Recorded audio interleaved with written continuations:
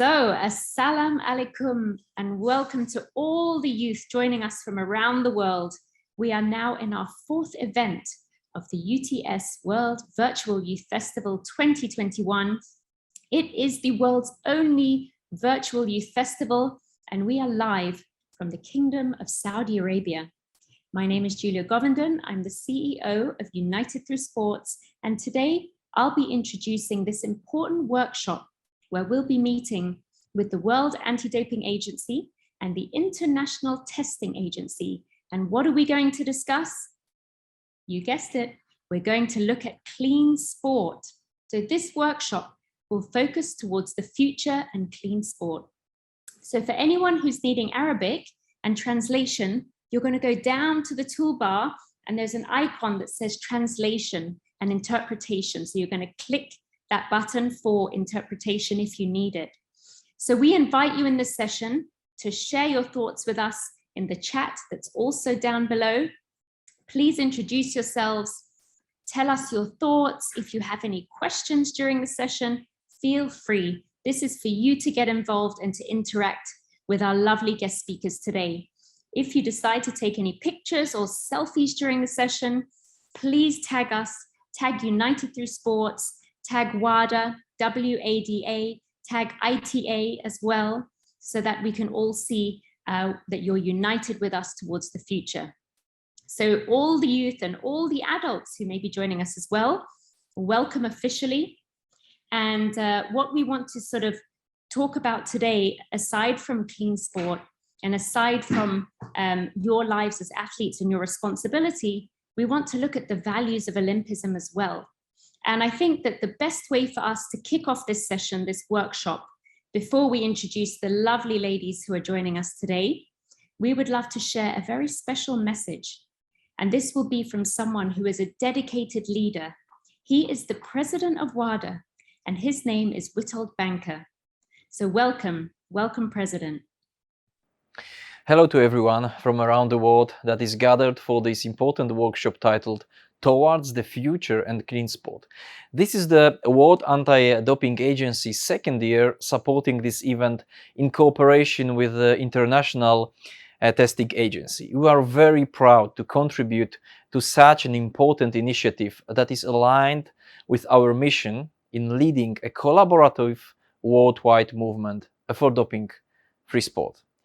I would like to congratulate and express gratitude to United Through Sports for organizing this World Virtual Youth Festival 2021, and also to the Olympic Committee of the Kingdom of Saudi Arabia. It is remarkable that last year's festival saw over 40,000 young people participate in the sport program and over 50,000 in the education program, and that the Clean Sport workshop was one of the most popular. I'm proud to say that WADA is all about clean sport. We were founded in 1999 as a global regulatory body to develop, harmonize, and coordinate anti-doping rules and policies across all sports and countries. One of our key activities is to monitor effective implementation of the World Anti-Doping Code by signatories, which ensures that athletes of all sports and countries follow the same rules and policies. Our slogan is Play True.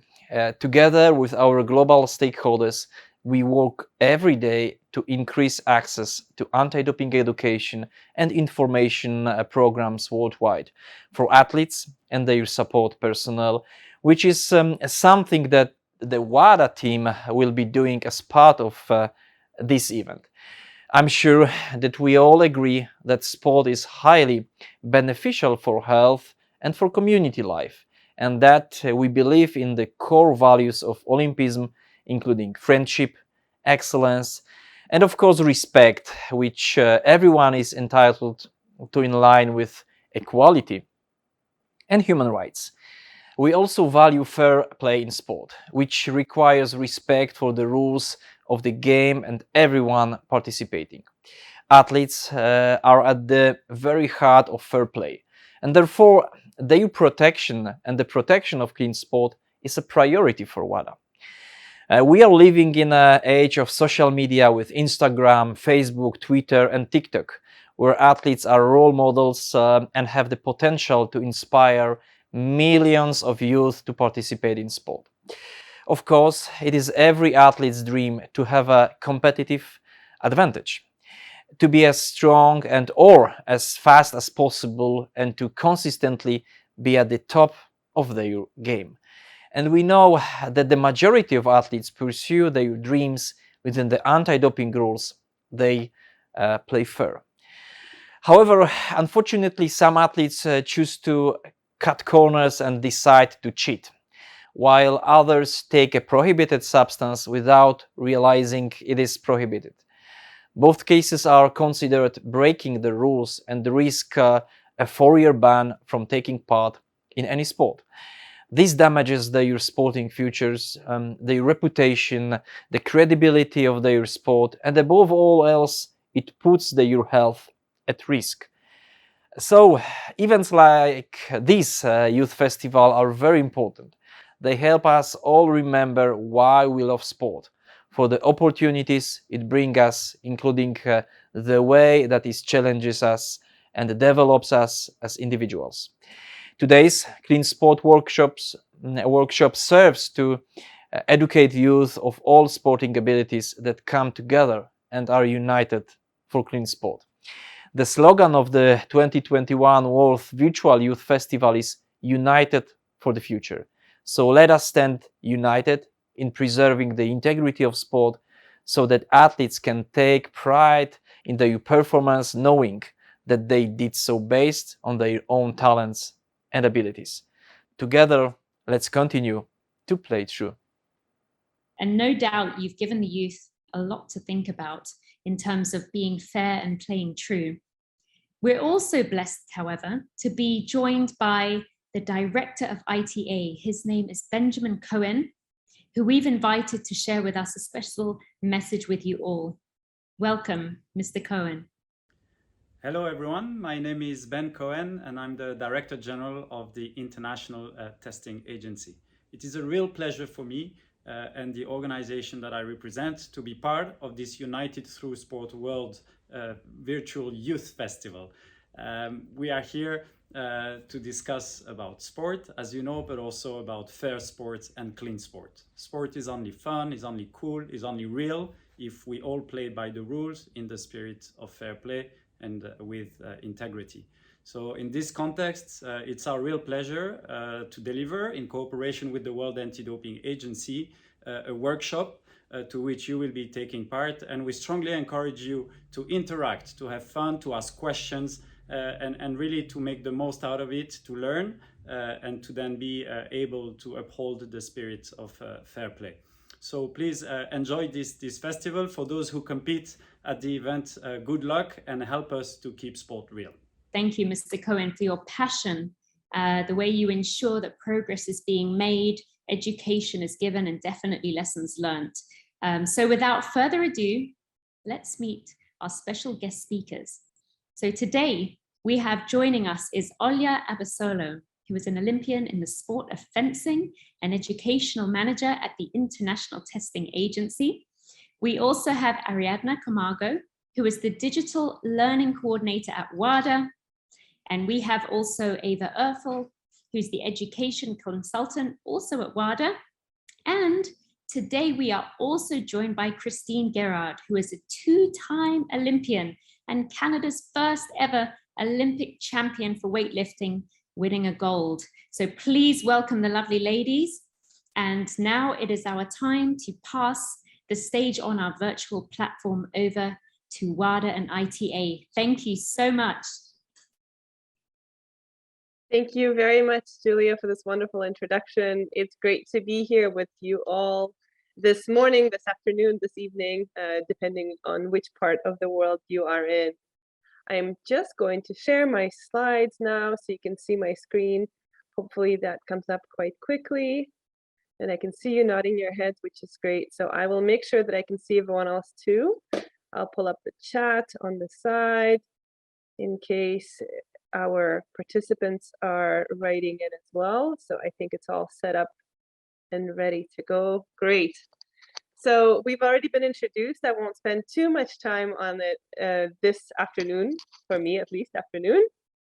But this is me many years ago, having competed in 2008 Olympic Games, where I first learned about all things anti-doping and clean sport, having been tested for the first time when I was 15 years old.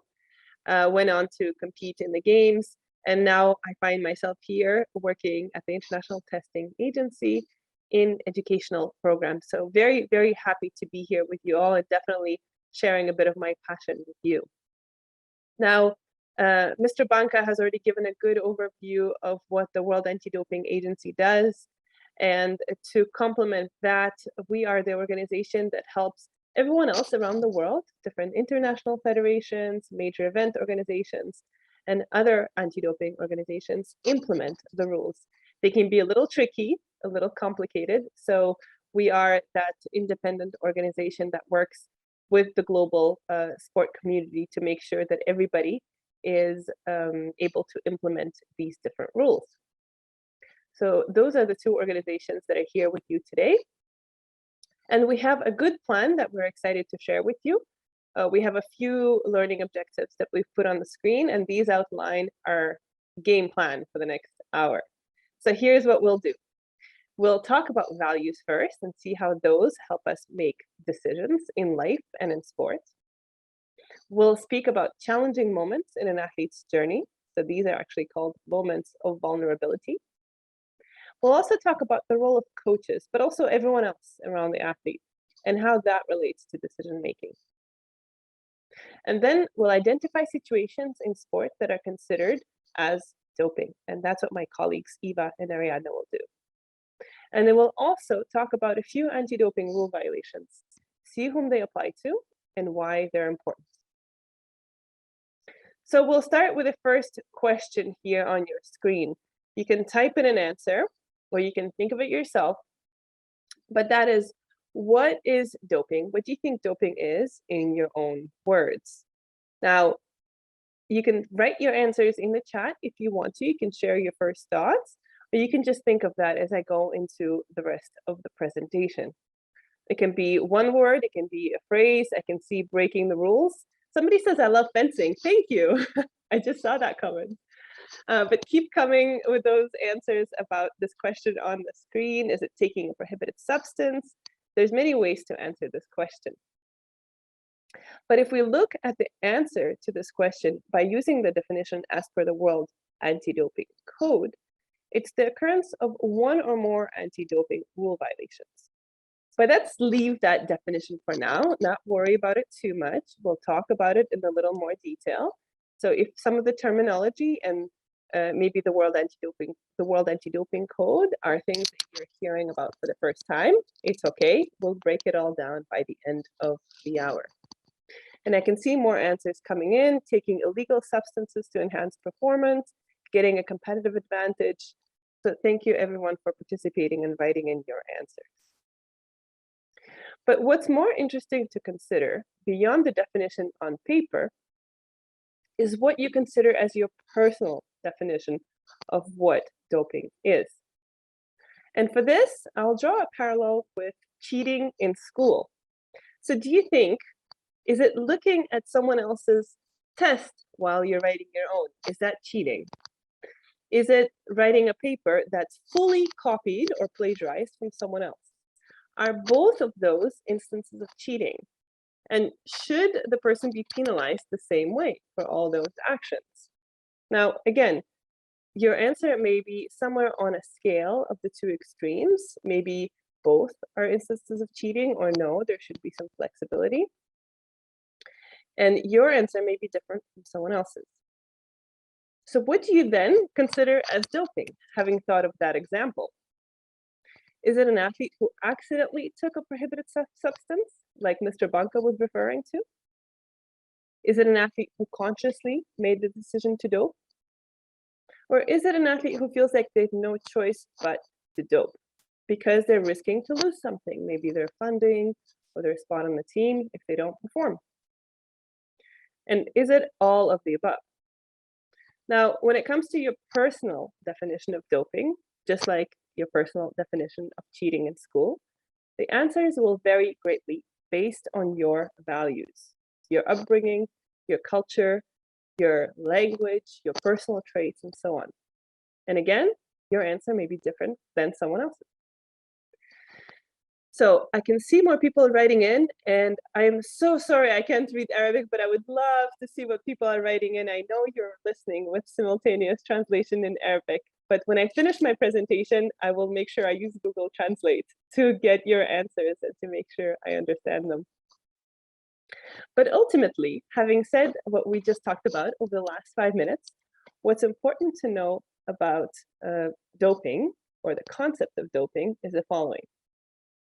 One, it's a complex topic with a broad range of opinions on many things, from the definition itself to sections to the prohibited list. The second is that nobody really knows why someone chooses to dope. This behavior has been researched in the past, but it's always difficult to say exactly why. And finally, doping is a result of multifactorial issues, and there's no one way to prevent it. Now, with this as our introduction, it's important to remember two things. One is that we have clear structure in place, and that it's important that athletes know and understand this structure. And the second is that understanding yourself is as important as understanding the rules. And that is the purpose of this presentation over the next 15 minutes. And one of the great Greek philosophers, as you see on your screen, said that the most difficult thing in life is to know yourself. So understanding yourself as a person, as an athlete support personnel, it's a challenging, but it's a worthwhile exercise. We all have different ways that we view doping. Some have a strict approach, and others see more room and a little bit of flexibility of how the rules should be applied and interpreted. And these beliefs may partially be guided or fully be guided by our values. And they allow us to make choices and decisions in life, both everyday and larger life choices. Now, on your screen should come up another quote from somebody you may be familiar with, and that's Roy E. Disney. And as you can imagine, he had some difficult choices to make throughout his career. And he once said, when you know your values, making decisions becomes easier. Why this is important in the context of anti-doping is because even though there are clear rules in place, doping is not black or white. Rarely does an athlete or athlete support personnel make a clear yes or no decision to dope. But rather, this decision-making process is a lot more complicated. We can put it in the gray zone, perhaps. It can be things like, I'm injured, I'll just take this one medication once to recover. Or it can be, my doctor is giving me this drug, they say it will make me healthy.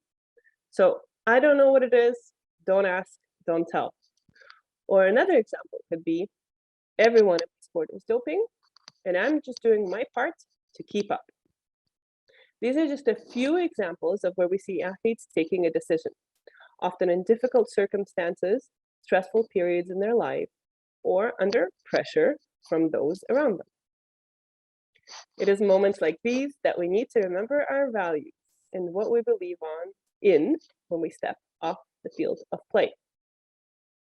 So more often than not, your values will give you a little kick or a little push in the right direction. So I have been saying this word values for a few minutes now, but what is a value? Well, your values are part of your personality. When you connect with your personal values, you chart a course that is right for you. In essence, values give you the ability to align your motivations, what you want to do, with your actions, what you actually will do. So you can think of values as different adjectives that describe you. Maybe you're someone who's compassionate, someone who's honest, someone who finds faith very important, someone who finds integrity very important. Ultimately, values motivate our decisions. You feel better when you live according to your values, and you feel worse when you do not. So on this note, we are now going to get into another activity for today. And you can see another question on your screen. And the question is, what are 3 values that are important to me as a person? So don't think of yourself as a teacher or as a coach, as a student. What are 3 values that are important to you as a person? So on the next few slides, I will start with English. We have translated these values to different languages. So I will actually show Arabic next, and you are more than welcome to write in your values, or you can also share them with someone who's next to you, or maybe not write them in the chat at all. This can be a self-reflection exercise.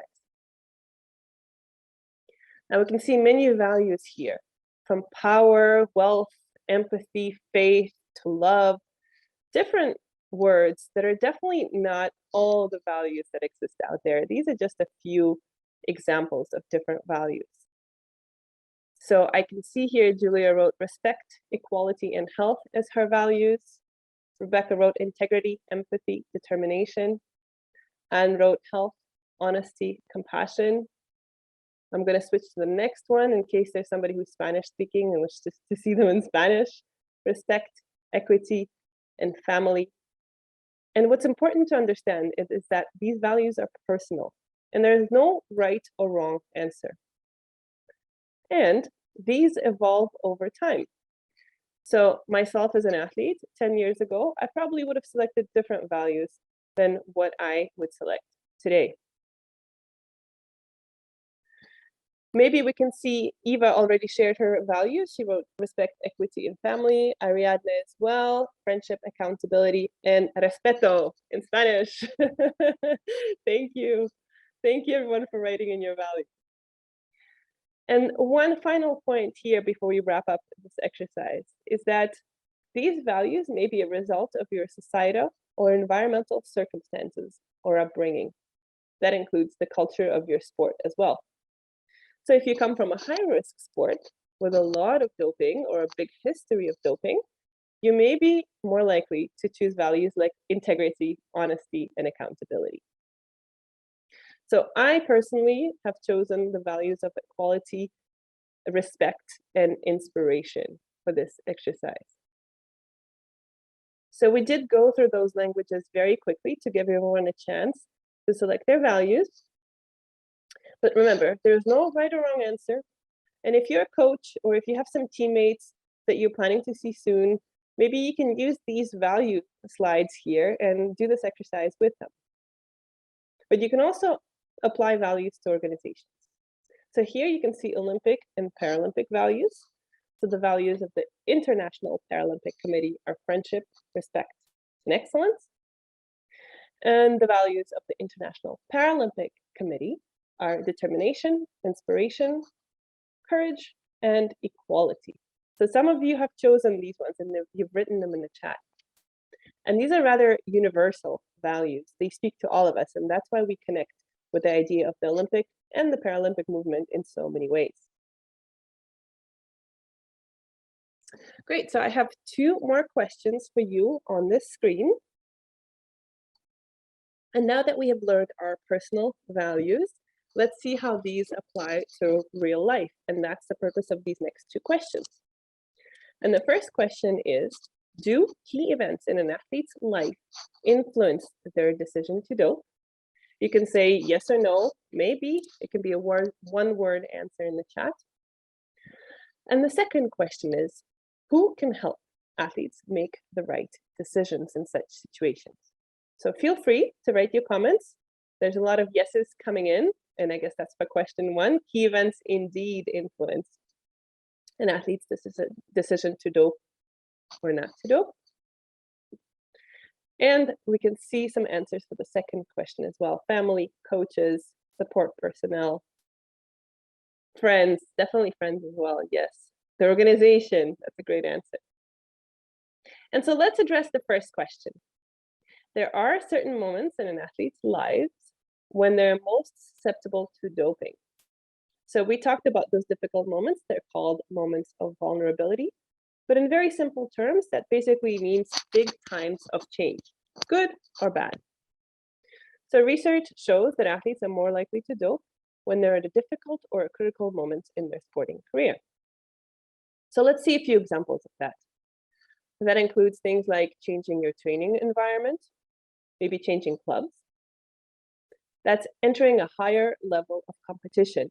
So let's say you make a junior national team for the first time. It can also be loss in competition, not performing as well as you would like, or maybe even not performing as well as somebody else would like. It can also be pressure to win. Sometimes it's pressure you put on yourself, but sometimes it's pressure that's put on you by others. And most of the time, it's unhealthy pressure. And finally, it can be things like injuries. But also what's not listed here are personal moments, loss of somebody who is close to you, or maybe illness, or maybe difficult relationships that you're dealing with. All of those are moments of vulnerability. So for the athletes listening in today, it's very important that you're aware of when you will pass through those moments. And I say the word when because all athletes pass through those moments, just like all people in their lives do. So it's simply important that you remember that you are going through a bit of a hard time or a time of big change. And that's when you're especially aware of your values in those difficult moments. For those of you who are listening and are coaches or parents or other people working with athletes, it's extremely important as well that you are there to support your athletes during the moments of vulnerability, allowing them to use healthier tools for recovery, for dealing with pressure, and all those other events. So we saw a lot of you write family, teammates, coaches, parents, officials, organizations as groups or individuals that are the entourage of the athlete and that are those who have an influence on the athlete. And that brings me to that next point, the power of entourage. Our second question, as a quick reminder, was who can help athletes make the right decisions? And again, you've indicated all those groups, and there's many more. And we have research, again, that shows that coaches and those around them who have a trusty relationship, a trustworthy relationship with the athlete, are the ones that are considered most influential in that decision-making. In summary, coaches and peers having a close relationship to the athlete should never underestimate their power. Your actions could facilitate doping, but they could also prevent it. So, thank you to everyone who has been listening attentively and closely to this first presentation on values. I hope you found it insightful. I hope you learned something new, and I hope you enjoyed these last few minutes. I will now hand it over to my colleagues at the World Anti-Doping Agency to continue the presentation, and then I will be back with a short introduction of Christine Gerard, who's our final guest athlete speaker for the day. Thank you very much. Thank you, Olia. So I'm Eva, and my colleague Ariadna and I are here from WADA to speak to you today about what doping really is and what the anti-doping rules are. So we've already alluded to what doping might be, what your personal definition of doping is, but now we're going to talk about how WADA defines doping and these rules that exist around doping. So let's get started. First, we're going to play a little game called Two Truths and a Lie. And this is where we're going to test your knowledge from what you just learned from Olia. And even from President Banka's message, he alluded to some of these. So your job is to guess which of these statements is a lie and to write your answer in the chat function. And you can simply write it with a number. Okay, here we go. So the three statements are: number one, most athletes are doping. Number two, many athletes who doped did not want to. Or number three, some athletes who doped did so by accident. So which one is a lie? Most athletes are doping, many athletes who doped did not want to, or some athletes who doped did so by accident. I'm seeing some number ones as the lie. Okay, oh, it looks like most people were certainly paying attention. Okay, Ariadna, can you please flip card number one? Let's see. It is the lie. You can flip the other two as well so that we can prove that they are truths. Thank you. Okay, let's look at this a little bit more closely. So in fact, most athletes do not dope. They participate in clean sport. And this thing that we call clean sport is playing fair, playing true to your values, following the anti-doping rules, which we're going to discuss a little further in a moment. Now, the second fact is that many athletes who have doped did not want to. They felt pressured or were vulnerable and thought they had no other choice. And so what are some pressures that you feel? Because as Olia mentioned, we all experience these moments of vulnerability, these pressures. And so what are some day-to-day pressures that you might feel in your life? And it doesn't matter if you're an athlete or not, we all experience pressure in one way or another. Please take a moment to write a response in the chat function. To complete a list of tasks, that's a good one. That certainly puts a lot of pressure on people. They love checking off those tasks though once they're completed. Deadlines, often things relating to work or homework perhaps for students, that can cause pressure. To be in bed on time, I'm sure parents feel that. These are great, thank you so much.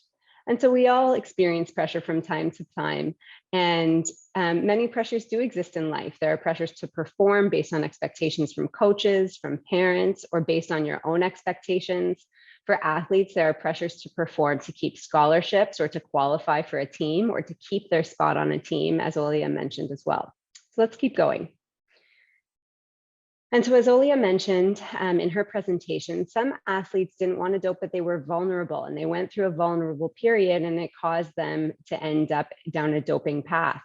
And so when have you been vulnerable? This might be a moment where you felt upset or alone or lost. Maybe you felt disconnected from your values in a moment's decision.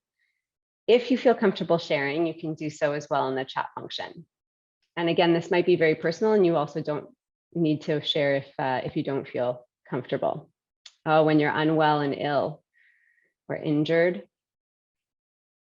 Absolutely. And that's a big one for athletes. Injury really does cause them to experience this moment of vulnerability where they're looking for a solution to get back into training. Often injury holds them out for weeks on end, maybe months.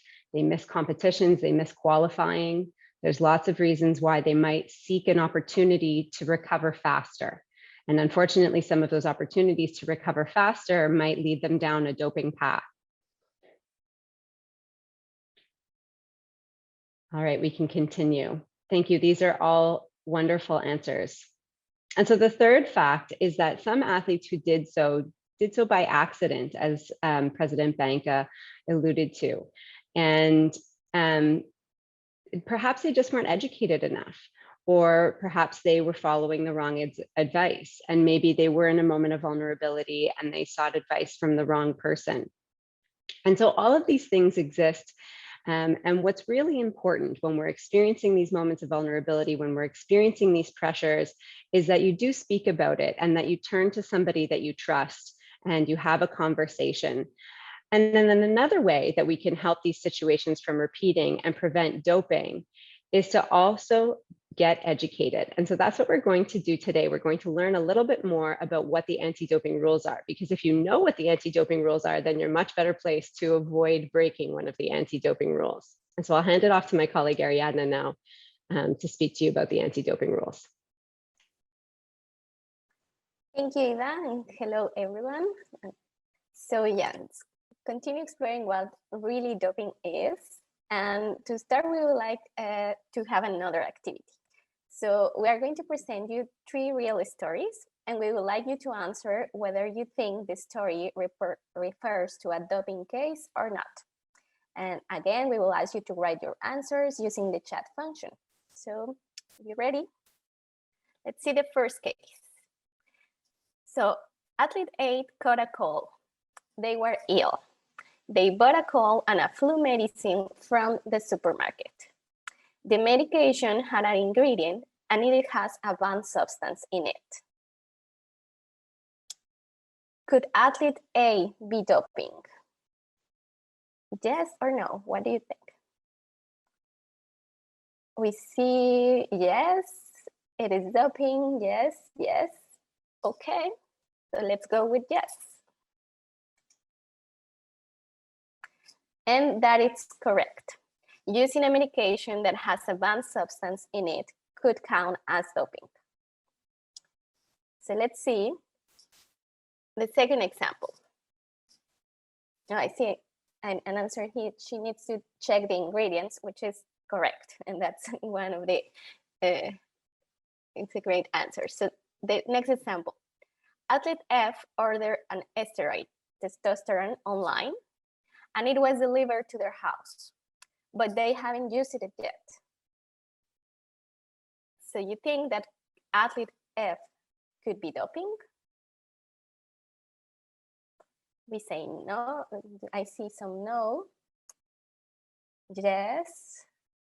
Some other no. So let's go with the no. Let's see what is. That's incorrect, because ordering something that has a banned substance in it, even if you don't use it, could still count as doping. Let's check the last example. So athlete D pulled a muscle at a training today. His coach used a cream on him that had a banned substance in it. So athlete D didn't know about this. Could athlete D coach be doping? I see yes, yes, yes, okay. So that's correct. Coaches, parents, doctors, other people who support athletes can also be found to be doping. The rules apply to them too. So, as you can see, doping is more than testing positive. And in fact, we have 11 anti-doping rule violations. That, in other words, means that we have 11 actions that could count as doping in a sport. The 11 apply to the athletes, and 7 of them apply to people who support the athletes, like the coaches or the medical professionals. So here you have the 11 anti-doping rule violations, and we just want to take a quick look into some of them. So for example, when we say that there is presence, that is when an athlete tests positive, which is one of the most known anti-doping rule violations. But also, if an athlete uses or tries to use something that has a banned substance on it, that also counts as doping. Also, if an athlete runs away or hides when they are selected for testing. Also, if someone has a banned substances on them, like in their gym bag or in their locker, that also counts as doping. If someone gives or tries to give a banned substance to an athlete, that is called administration to an athlete, and that is also doping. And if someone tries to help an athlete to dope or to cover a doping, that also counts as an anti-doping rule violation.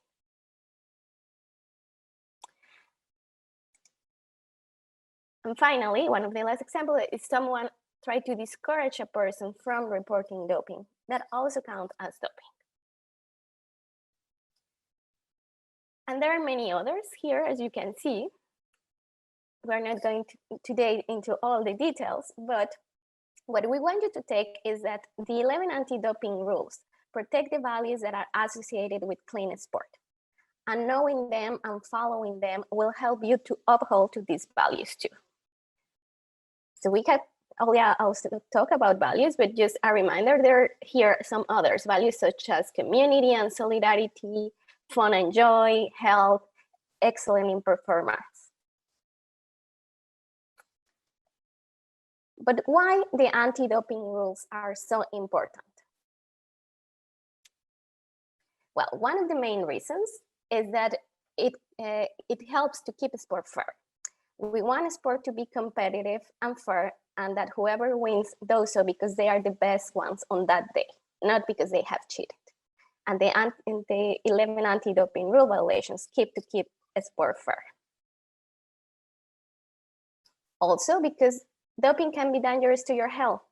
And as you know, health is one of the values that are associated with clean sport. So doping has consequences in the short and in the long term. Using banned substance can result in harm to your physical, but also to your mental health. And breaking the rules could mean a ban from a sport. So that means that athletes are not allowed to participate in any competition and practice what they love to do, and that we all love, which is sport. And doping can affect also other people, like your teammates, your family, your coaches, even your country.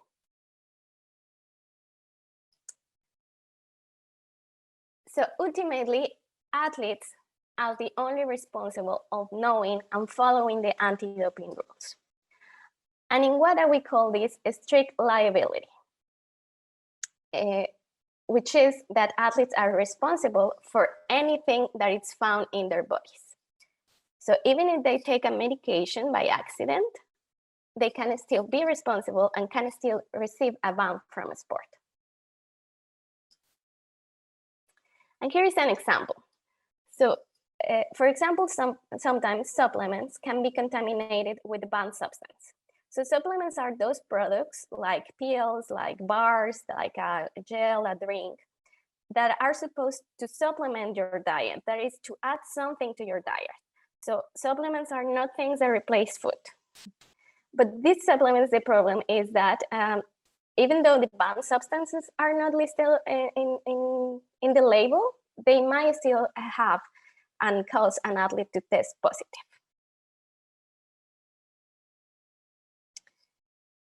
And coaches and parents and other people who support the athletes are under the anti-doping rules too, as we mentioned. So for example, if a coach tries to cover up doping or tries to sell some products to an athlete, that counts as doping.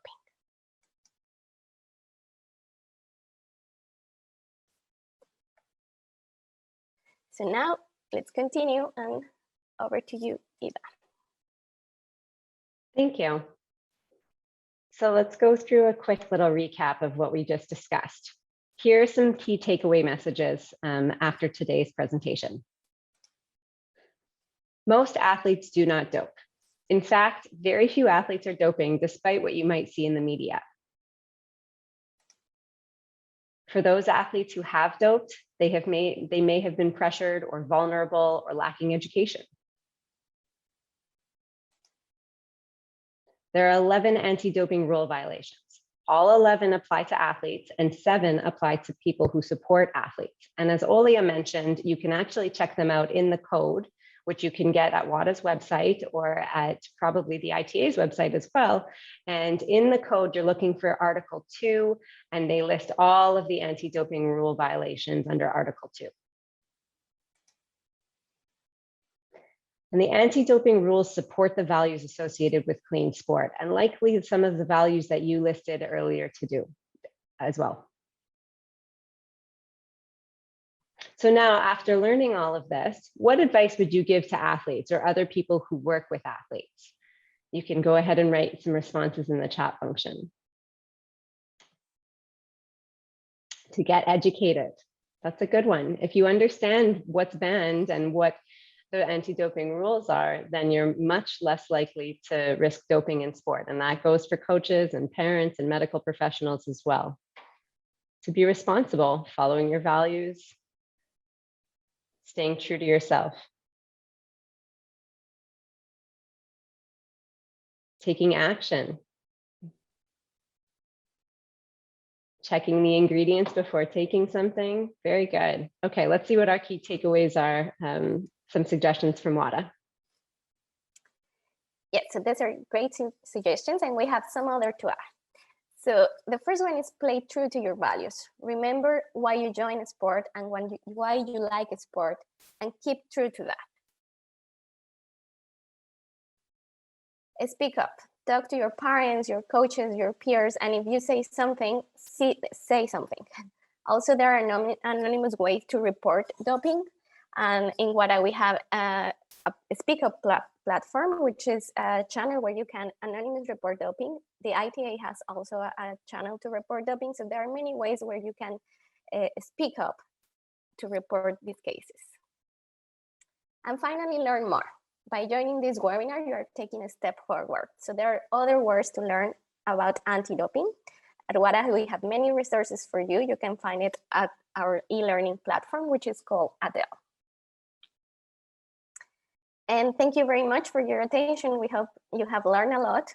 And with this, we conclude with participation, and we would like to hand it over to Olia.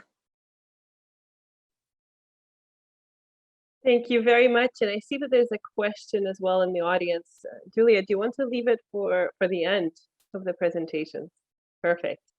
Okay, great. So to finish up our presentation for today, then it is my pleasure to introduce Christine Girard. Christine is Team Canada's gold and bronze Olympic medalist in the sport of weightlifting.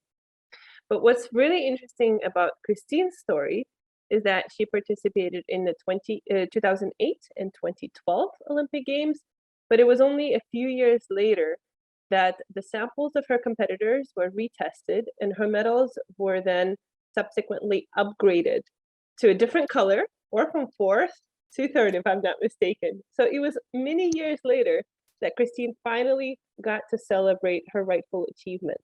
And so Christine is here to share her story with us, to share her path, and she has been a great athlete and clean sport advocate for her sport and for the global sport community ever since she was competing, and she works with us at the International Testing Agency. So Christine, I leave the floor to you to share your amazing story, and thank you for being here with us today.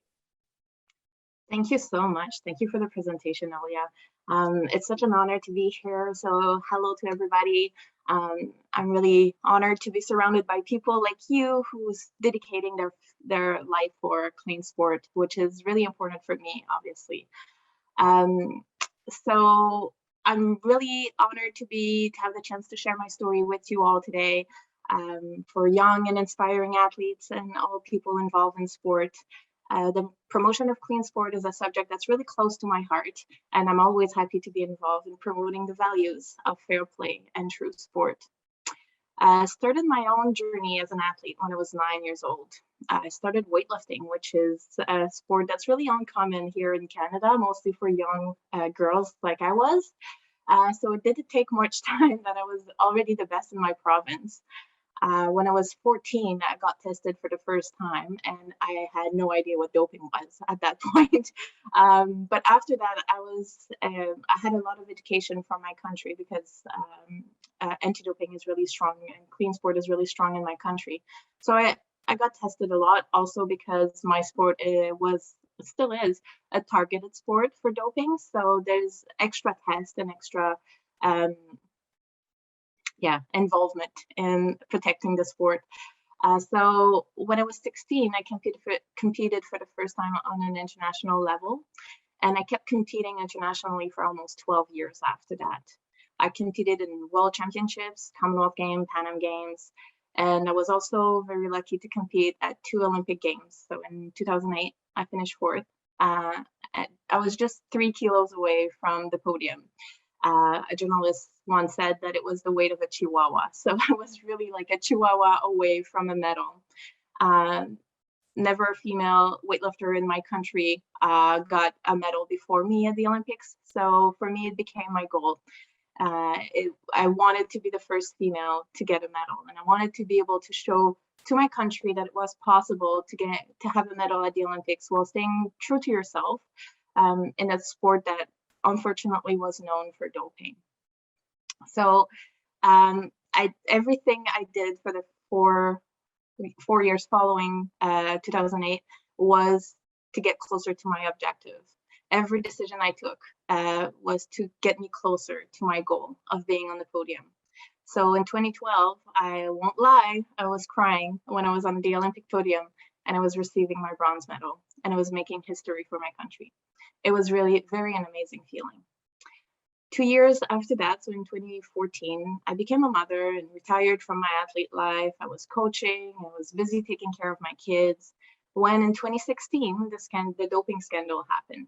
I don't know if you guys will remember, but a lot of samples from the games, 2008 and 2012 games, were retested after they received some intel from whistleblowers. And unfortunately, my sport was one of the worst for positive case. Every few weeks of that summer, there would be news of positive doping case in weightlifting. And without having to train or to compete, I saw my Olympic ranking improve week after week, basically. And my 4th place became a bronze medal. And my bronze medal actually became gold. It was unreal. I became the future medalist of past Olympics. And I gave myself that title for 2 years. I actually had to put my Olympic bronze medal in a box and mail it, and waited for 2 years before having the medal that was due to me 6 and 10 years before that. So it's only in 2018, with my 3 kids looking up at me, that I stood up on the top of the podium and became an Olympic champion. That being said, it's still a title that I don't give myself, really. It's hard for me to say, because when I think about my experience at the games, I always finish 4th, and I always finish 3rd. Those moments don't change. The Olympic Committee, international and Canadian, did a wonderful ceremony for me, and it was a very special moment when I received my medal, and I have really special memory of that day. But it will never replace standing on top of the podium at the Olympic Games when I deserved my medal, and hearing the national anthem playing not just for me, but for the whole world to hear. This is all the obvious reason why I like to get involved in promoting clean sports. So no one else have to go through what I and several others, because I'm not the only one affected by that, but what I and we went through. But the other reason, perhaps the more important one, is that I truly believe that education can make a difference and will make a difference. I believe in hope. By telling my story will help increase awareness, especially with young athletes. It might be difficult to believe, but I'm not angry at the athletes who cheated in 2008 and 2012, denying me of my medals and my moment. I know that athletes were under a lot of pressure to perform, and we talked about it already in the presentation before. It could be from parents, coaches, athletes, even from within, right? But I don't think athletes that cheated are bad people. I just think they took that decision, yes, and they eventually got caught. But I also know that they didn't have the good fortune that I have growing up in a country where true sport is so ingrained in the culture that I never even had any offered doping in all through my career. No one talked to me about it. It was never a question. I had so much education in protecting myself from it. So I was very, very lucky to have all that support around me. And probably they just didn't have the chance that I received, or the chance to receive world-class anti-doping education, or attending festivals such as this one, which is very, very important and very great. So when confronted with doping, they probably didn't have the resources to turn to and to support them. Luckily, this is changing, and I believe that the change will continue for you and with you. So I promote the values of clean sport, not only to prevent what happened to me to happen again, but also to help future athletes stay safe and away from doping, whatever the reason will be, and to create a safe sporting environment in every country, every federation, and every club.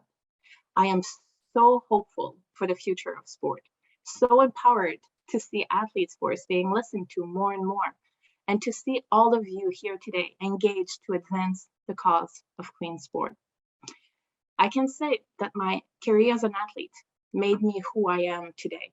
Those values of integrity, hard work, perseverance that once allowed me to reach the Olympic podium is the same exact value that allowed me very recently to complete a master program with 3 kids at home in a pandemic while staying involved in promotion of clean sport. Sports change who we are, and the value learned in sport become our value that we act by in life. I hope this story will inspire you to keep pursuing your goals while staying true to your values, the values that unites us through clean sport. This is us. It is us, together that can make the change happen to the level of field, to level the field of play, and to nourish the values that makes us love our sport so deeply. So thank you all for having me today. It was a pleasure to be here, an honor, and I wish you all the best in all the future objectives in sports and in life. And thank you for your involvement. Wow. Wow, Christine, you are making me a bit emotional here. Thank you so much. What a journey, what a testament. I think everybody who watches what you've just shared will be touched, whether they're an athlete or not. Thank you so much. The way you handled your experience, we really felt your emotion, and the hope that you're instilling in other athletes to conduct true sport, to be a true sports person. Having that education and resources is vital. Thank you so much. I just wondered, I did see that question in the chat. Anne asked, what if the athlete was drugged and the drug was added without knowledge? Would one of you lovely ladies be able to answer that question for her? I can go ahead. I think it happened during my presentation. Thank you. We alluded to it a little bit with one of the scenarios where the coach administered something to an athlete without their knowledge. And so there actually is an anti-doping rule violation for those situations, administration to an athlete. And so an anti-doping organization has the responsibility to pursue any potential anti-doping rule violation. So if, let's say, that athlete tested positive, that athlete is also entitled to a fair and impartial hearing. And if during this whole process, this whole case, if information comes out or intelligence comes out that someone else was involved and that they had no intention or they were not at fault of doping, then there certainly should be an investigation into, say, that coach or the other person, if it was a peer, another athlete who may be involved. And so there is a whole process laid out at WADA. In the code, it's listed that anti-doping organizations have to follow to ensure that all anti-doping rule violations are pursued and that everybody is treated fairly and equally in the results management process. Thank you, Ava. Thank you so much for that. And I just want to thank you, WADA, thank you, ITA, Olya, Ava, Ariadna, Christine, for such an interactive, informative, and educational workshop, reminding the athletes of their responsibility and what it means to play true. Thank you so much. And on behalf of the Riyadh Local Organizing Committee 2034, the Saudi Arabian Olympic Committee, and of course, United Through Sports, we're so grateful. We know that as physical sporting events return, we can all do better. This workshop is definitely contributing towards the future, and this festival is under the theme United for the Future. So let us all be aware of the decisions they make and the impact they have, not just on ourselves, but on others as well. So we look forward to everybody joining us tomorrow for the launch ceremony. That's going to be fantastic, with youth of all abilities showing us their talents. So please join us then on the virtual platform. It's www.riyadh2021.unitedthroughsports.com. Ladies, thank you so much. Audience, thank you for interacting with us. Take care of yourselves, keep healthy, and thanks again. Thank you so much.